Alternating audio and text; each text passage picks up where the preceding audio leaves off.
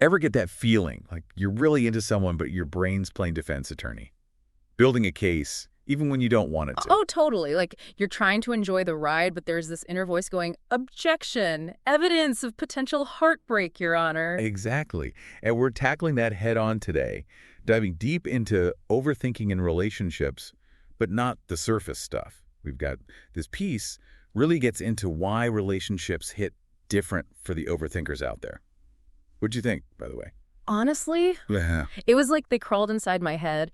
The way we're so quick to label overthinking as needy or insecure in relationships. Like, it's a character flaw, And not... a sign of how much they actually care. This source nailed it. It's not a lack of self-reliance. It's this hyper-awareness of how everything you do. impacts the other person. Like, you're walking on eggshells, but made of your own anxieties. Yes. And that's why the tiniest reassurance can be huge. Imagine constantly analyzing every text you send. Ooh, agonizing over the read receipts. Did they mean to not use an emoji that time? Exactly. So even a simple, hey, no worries, just thinking about what you said can totally change the game. It's like hitting pause on that mental spiral. But what about when anxieties collide with, well, reality? Arguments happen. All the time. And here's where it gets tricky. Someone without anxiety might get frustrated, then move on. Overthinker. They're replaying every word, every inflection. Oh, the tone analysis. Was that a sigh? What did that sigh mean? It becomes less about the fight, more about the self-inflicted post-game analysis. Brutal. So then, how do you even navigate that? If silence is torture for someone wired that way, how do you talk through disagreements without making things worse? Well, it's like learning a new language, right? Speaking overthinker fluently. Because saying the wrong thing, that's like pouring gasoline on a bonfire. So we're talking about like de-escalation tactics, but for anxieties instead of like a hostage situation. Right. But it's tricky because that urge to fix things, it's Yeah. natural, but Can backfire spectacularly, I'm guessing. big time. The source made this point, and it's huge. You can't fix their anxiety. You can be there, though. Be the emotional support human, not the anxiety-solving ninja. 100%. Riding the wave with them, not trying to force calm seas, validation over solutions sometimes. Like, I hear you, that sounds really rough, instead of just don't think about it. Okay, so less cheerleader, more empathy buddy. This line from the article, it was like they were reading my texts. When they respond with one word, something is probably wrong. When they use the word fine, they probably aren't. Oh, I know that dance. And it makes sense, right? If you've been in relationships where your feelings weren't taken seriously. You start to self-censor. Like, better to say fine than risk a fight. Which, by the way, is another clue for the non-overthinkers out there. That hesitancy, asking for your opinion on stuff, it's not always indecisiveness. More like they've been trained to doubt themselves. Ouch. It's rough, but here's the good news, it can change.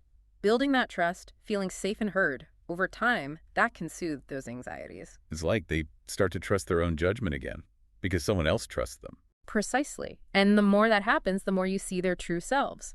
Because this source, they get it. Overthinkers, they care a lot.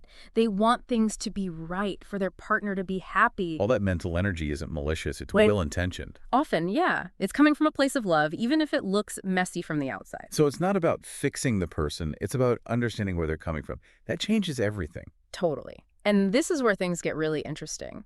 Because that capacity to overthink often goes hand in hand with the capacity for deep, genuine love. It's wild, right? The That's more we dig into this, it's less about fixing overthinking and more about appreciating it as part of who they are. It's like any personality trait, right? Strengths, weaknesses, it's all a package deal. In this article, they weren't messing around. This line stuck with me. It's your job to love them in those moments they don't love themselves. Oof. That's heavy, but also kind of beautiful. If you're up for it, obviously. Yeah. Not saying everyone's cut out for this. Right. It takes a certain kind of strength, I think, to love someone through their anxieties, but when it works, man, the payoff is incredible because you're not just loving the good parts of them. You're there for the messy stuff, too. The self-doubt, the overanalyzing. Exactly. And it's not always easy. Sometimes it is the small things that mean the most. Those double texts, the apologies for stuff they didn't even need to apologize for. Over-explaining, just to make sure they're understood. Yep. Things that might seem extra, even annoying, if you don't get the why behind them. But when you do, when you see it as their way of loving, their way of protecting themselves, it changes the whole game. Like you said, it's a new language. And once you're fluent, those quirks aren't burdens, they're endearing.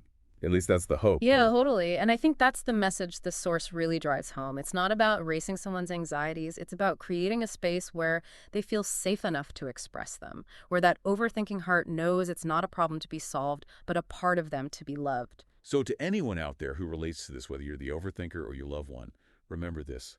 You are not alone. These feelings, they're normal.